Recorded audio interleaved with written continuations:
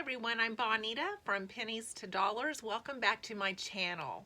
I am a daughter of Depression-era parents raised in Kansas.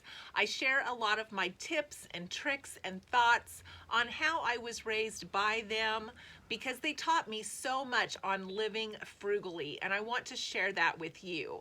This was before Social Security, before food stamps, before any of those things that we think about today as normal. They had to make do. They had to raise their own food.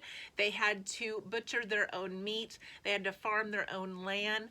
And that is how they got by on a very small income.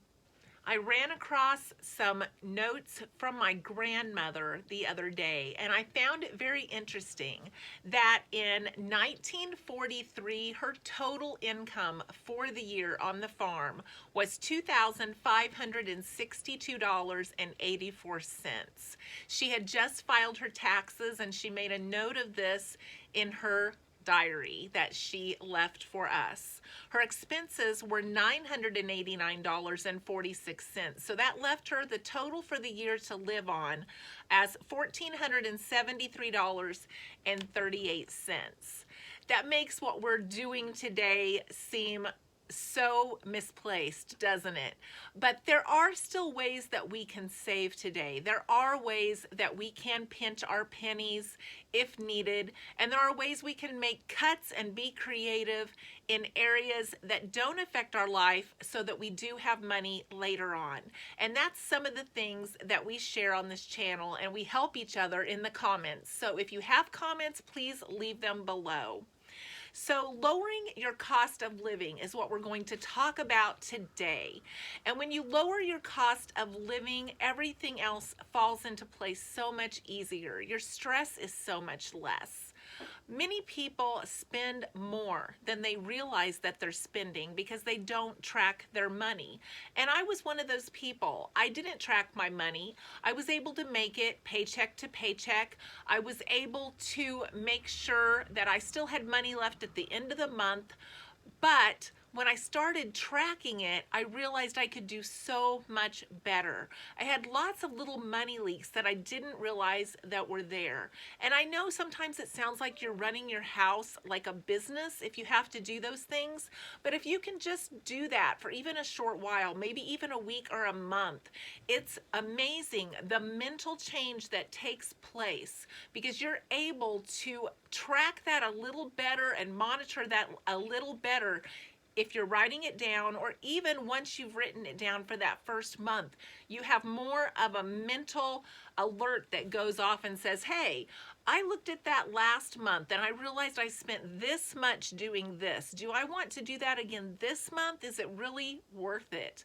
And it does help being able to cut back a little bit on some of those money leaks. The whole point on being frugal is being able to keep more of your own money that you earn.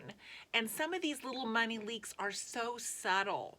Do you remember to shut off your porch light when you leave in the morning? I remember a time that I left my porch light on in the morning when I went to work because it was dark. And I left it on so when I came home after dark, I could see to get to the door. Well, now we have cell phones. We can use that little light that's on our cell phone to get back and forth. But people still do leave their porch lights on 24 hours a day. And that's just a little place where you could cut if you felt like it's not important to leave that porch light on. That's just a little tiny money sucker that you could eliminate if you are looking to eliminate extra costs in your budget that aren't really serving you. Putting lids on your pans when you're boiling something. Boiling an egg, boiling a stew, reheating anything. It makes it heat up quicker, so you're not just standing there waiting for the pot to boil, but it also uses less fuel to remember to put that lid on when you're heating something up. It's something that's so easy, but we forget to do it. And I know my husband and I remind each other when we're heating something up and we're like, wow, it's taking so long. And we're like, did you remember to put the lid on there? Boom, so much faster. Putting those little child plugs in your outlets, if you have air that leaks through, Another super easy, cheap way to insulate your home. We forget about those little outlets, but sometimes you can hold your hand up there and actually feel the air coming through. So find those little plug outlets like at Dollar Tree and plug up those outlets that don't have anything in them to save on some of that cold air getting in. And then so many people will charge their phones at night. Just plug them in by their bed and go to bed and leave them plugged in for 7 or 8 hours. But it really doesn't take that long to charge your phone. Many times it only takes about 30 minutes to charge your phone. So if you can remember to charge it at a different time instead of all night long, you'll be able to save some money there. I try to make a mental note of when I go anywhere in my car, I plug it in. I figure I'm already going somewhere, and that is free charging for my phone that will get me a little bit farther through the rest of the day without having to pay to charge my phone. And many of us are still working from home. So if you haven't called your insurance and let them know you're working from home so that you can get a cheaper rate on your car being parked in your yard, please do that. Also, you can always raise those deductibles if that's something that you feel safe doing to cut down on that insurance that you're paying for your vehicle. I feel very lucky. Where I live in the country, I only pay $21 a month for my car insurance, and I only have liability only because I own my car. I don't pay for full coverage. It's parked in my yard most of the time, and that makes my car really affordable. A lot of people will say, well, can you do without a car if you live in the city? Well, maybe you can, but in the country you can't. So on average, I pay about $8 a month for my car tags and about $21 for insurance. That makes it really, really cheap to keep my car parked in the yard. And then I don't make any installment payments on my insurance. I pay it in a lump sum every 6 months. And that saves me about $3.50 a month because they will charge me that to make an installment payment. Sometimes they'll tell you, oh, you can make payments, but there's little hidden installment payments that go with those payments. So don't forget to check that. And then keeping an inventory on what you have. Again, it may seem like you're running your house like a business, but we kind of have to do some of these things right now to make our money stretch. We are putting some chalkboard paint on the wall by our freezer, and we're going to keep track of what's in our freezer. We have organized it and reorganized it so many times, but it seems like it just seems to get messed up or things fall to the bottom, and then you're digging everything out looking for it, and you're not sure if you have it or if you've used it. So we're just going to put some cheap chalkboard paint. They sell it in a spray can for about $8, and we're just gonna put it on the wall. I already have chalk, and we'll be able to keep track of when we put things in and take things out of the freezer so that we're not overbuying or we're not out of things without realizing it. Doing those little things to save money when you're shopping make a big deal. And we've talked about some of those rebates apps. We've talked about Fetch, we've talked about Swag Bucks, we've talked about Receipt Hog, Upside for gas. I've put those links in the description before. I'll do it again today, but I've also added 2 more. And again, it may seem like a lot of work to have to snap a picture of all these receipts, but it adds up huge.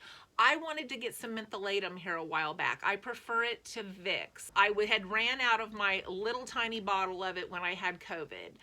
I couldn't find it in any of the stores. None of the stores had it, even though they still make it.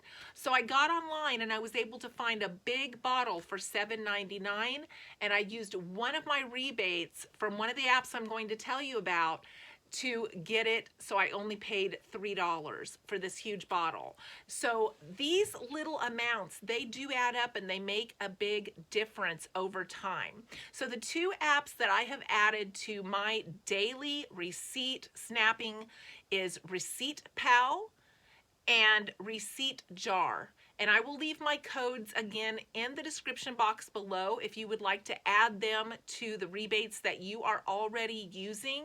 all those little amounts count, and some of them you only have to get $5 in points and you can cash it out.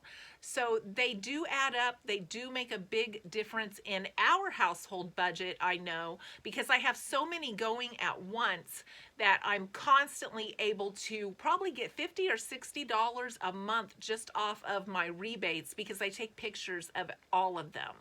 So add that into your routine. I think you will be glad that you did. It's something super easy and it's free money.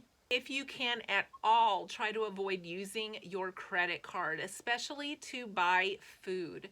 Right now, all we do is buy perishables. And by perishables, I mean milk, lettuce, tomatoes, those kinds of things. That's all I buy, and I just buy them, and when I use them up, then I buy more. And I get them at Aldi, where my perishables cost the least. I will price shop for milk. Sometimes I can get it cheaper at Dillon's with a digital coupon. I shop for clearanced meats and specials. That's all I'm shopping for right now. I think that's what all of us are probably going to be needing to do right now to get through. Prices are just so crazy. I have seen the egg prices coming down a little bit this last week. That's encouraging, but being a Kansas farm girl, they're still too high for my comfort level, so I'm still substituting. I'm still using the egg substitutions that I've talked to you about in other videos because I am just not going to pay $3.50 for a dozen eggs. That is just, to me, that is just crazy. If we're going to use a real egg, I'll use a real egg, but for anything that doesn't need a real egg, we are being very sparing with that. And above all, we just can't waste any food. We have to remake those leftovers. We have to reincorporate them into another dish. We have to use them up. We worked for that money. We bought that food. We just can't let it go out the back door or in the garbage disposal or in the trash can. We have to make all of our purchases count right now, no matter what it is, shampoo, conditioner, soap, anything like that. We have to make all of our purchases count. And that's what we are trying to do. We're getting by comfortably by living under this plan, but it does take some strategic thought to it. It does take some planning and some tracking. So I hope that this is helpful. I hope that I have encouraged you to maybe try a few of these things to see if it can cut back on what you're spending. And I hope to see you in the next video. Please give us some comments below if you've come up with some other ways to save during this high inflation, and I would appreciate that very much. Have a great day.